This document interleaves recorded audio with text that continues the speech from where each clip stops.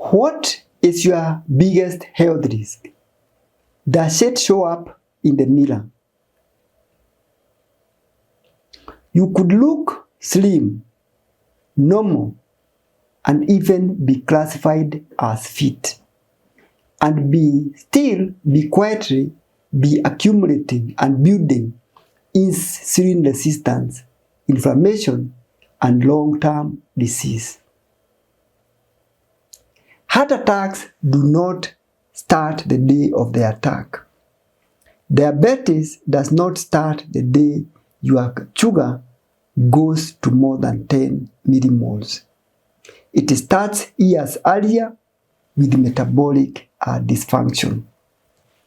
Today, we are looking at some of the things that metabolic health really means, and we will be using the 2026 evidence and how to fix metabolic disorders before disease ever shows up. Stay with me. This might be your turning point. Hi, I'm Dr. Joshua Nderitu, a family physician. I have interest in public health and cancer prevention and treatment. I will help you understand what's happening inside your body before it becomes a diagnosis, using simple scientific evidence that you can turn into daily actions to live a healthy, happier life. So today we are going to dig deeper, more than just weight loss, and look at what is metabolic health and what does it, how does it influence your overall health. We will talk about how your body handles energy. So let's dive in. What is metabolic health and what does it exactly mean? Metabolic health is the body's capacity to regulate its energy levels. How well your body controls your blood sugar, responds to insulin, manages fats, regulates blood pressure, and also controls inflammation. There are 5 markers that are used to assess how good your metabolic health is. These markers include the waist circumference. For ladies, it should be less than 88 centimeters. For men, it is less than 102 centimeters. Then the blood pressure. Your blood pressure, when it is normal, should be less than 130/85. Above that, then you have hypertension. Then fasting glucose. If it is more than 100 milligrams per deciliter, then you have a blood sugar problem. Then the triglycerides. We aim for triglycerides less than 150 milligrams per deciliter. If it is more than that, then you have high triglycerides levels. Then how much of the high density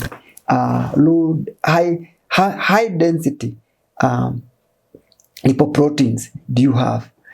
For men, less than 40, and for ladies, if it is less than 50, then you have a metabolic problem.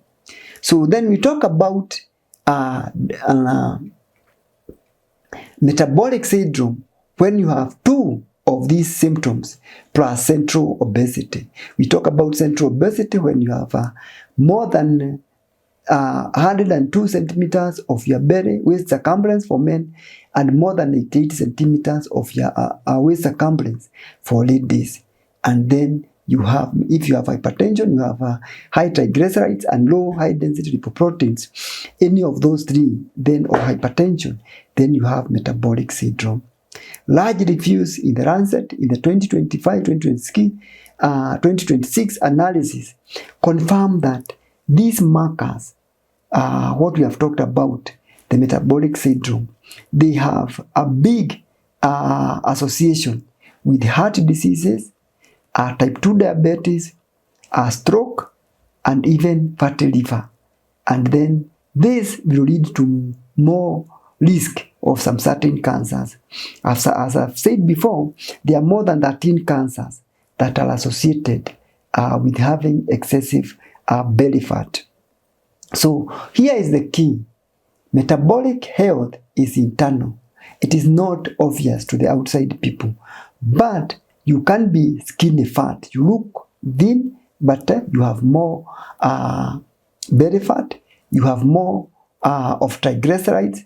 Your pressure is high. So you may be having a normal BMI, but you have high visceral risk because of the excessive fats that you have in your body. So that's why BMI alone is not adequate to assess your metabolic health. Let's look at what is insulin resistance, the silent engine which is driving most of the metabolic conditions. Now, let's simplify this. Every time you eat, especially if you're eating refined carbohydrates, blood sugar rises. Then this rise in insulin, in sugar, makes your body to secrete insulin. Insulin has come into play to store and restore the glucose homeostasis. When energy intake constantly exceeds the output, especially from ultra-processed food, fat begins accumulating where it should not be. Because the more ultra-processed carbohydrates you take, the more of them they are converted into fats by the insulin in your body. And they are stored in the liver, in the muscles, and even allowed internal organs, and then allowed your belly. So cells slowly stopped responding to insulin because of that consistent challenge of insulin being present and secreted in high amounts. So you get into what we call insulin resistance. And the 2025 mechanistic review show that in the Cell and Frontiers confirm this. So insulin resistance is the foundation of most of the modern metabolic diseases. So what happens next? When you have insulin resistance, then you have your blood sugar rises because your body does not respond as well to insulin. The presence of glucose does not respond adequately to the present amount of insulin. Then fat storage increases. Then energy crashes appear and inflammation rises. And you still look fine, but your body is getting slowly but consistently destroyed. That's why this is dangerous. So let's look at the visceral fat and meta-inflammation, the hidden risk for most of the inflammatory conditions. Not all fat is equal. Subcutaneous fat is less harmful. It is stored under your skin and it is protective against cold and many benefits. But for the visceral fat, this is a different story. Visceral fat is metabolically active. It releases inflammatory signals like tumor necrotic factors, alpha-1, interleukin 6, C-reactive proteins. And these are inflammatory enzymes that start continuously and progressively damaging your tissues, causing them to work on each other. This creates chronic low-grade inflammation. In one of my previous talks, I've talked about the various types of inflammation that are going on in your body. There is the acute inflammation and then chronic inflammation. So insulin resistance and presence of visceral fat triggers this chronic slow inflammatory process. It is not painful, it is not obvious, and it is also not measurable. Researchers now call it meta-inflammation. And this is what is driving atherosclerosis. When we are talking about atherosclerosis, a normal blood vessel opens up like that.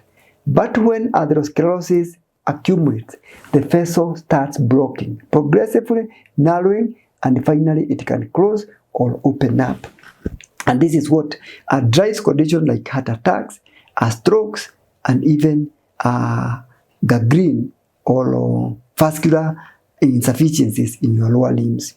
Then it also drives conditions like hypertension, insulin resistance loops, neurodegeneration, the brain neurodegenerative conditions like dementia and Parkinsonism, and then the cancer progression pathways. We'll talk about this, and you can find more in the cancer channel. So inflammation is not always dramatic. Sometimes it is silent, it gets and develops slowly. And let's look at what are some of the things that drive these slow metabolic processes in your body.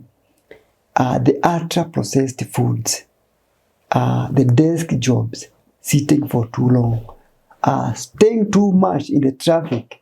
This is like being seated for long hours, late nights, working and sitting, then also social media scrolling, stress, then the delivery apps, poor sleep. All these drive these things continuously. So recent reviews have consistently shown that ultra-processed foods are strongly associated with the insulin resistance, higher inflammatory markers, and increased metabolic syndrome risk. The ultra-processed foods that we are taking. So sleep restriction alone can worsen insulin sensitivity in just days. Chronic stress elevates your cortisol levels, raises your glucose, and increases your fat storage. We are biologically mismatched to modern environments. So is there hope in all this? This is the empowering part. Metabolic dysfunction is highly reversible. 2025 intervention studies show that there was a measurable improvement between 4 to 12 weeks. This is your golden opportunity. What works to reduce this slow inflammatory process? Every meal, ensure that you have some good supply of proteins and good fiber. Fiber improves glucose control.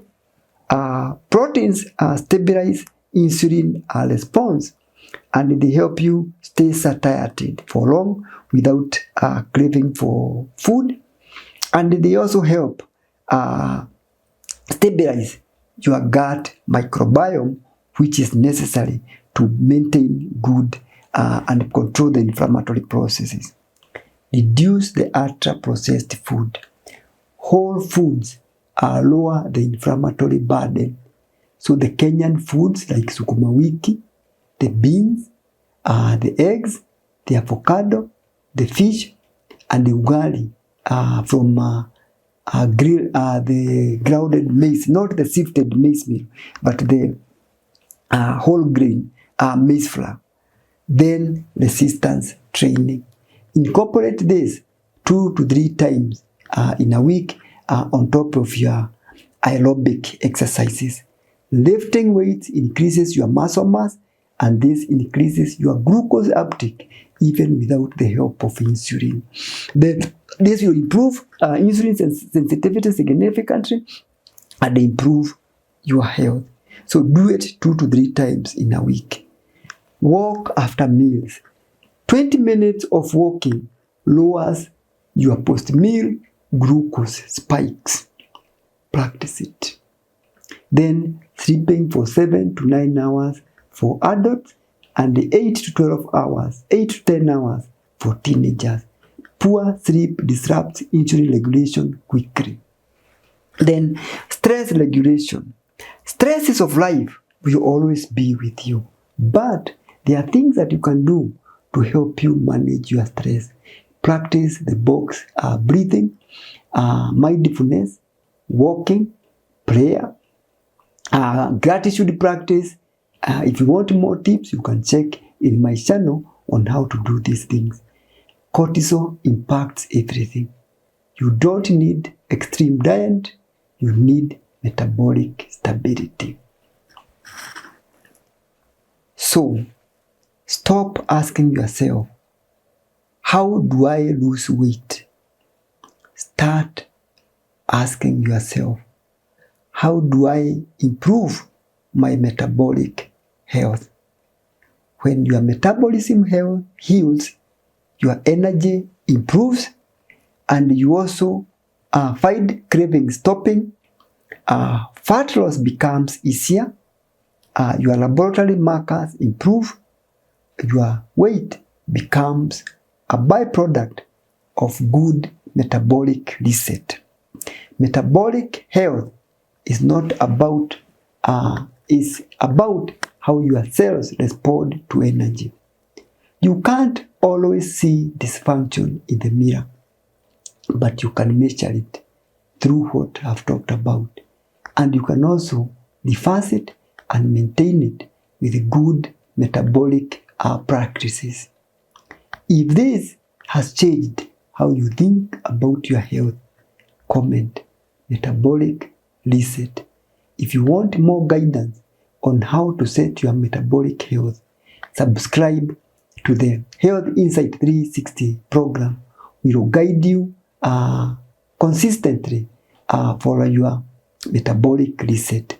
Like, subscribe, and share this with someone who thinks weight loss is telling the whole story. Let's build health from inside out. Follow the overall health at Dr. Nderitu and share it within your circles. Thank you for watching. May God give you good health. We meet in the next video. Thank you.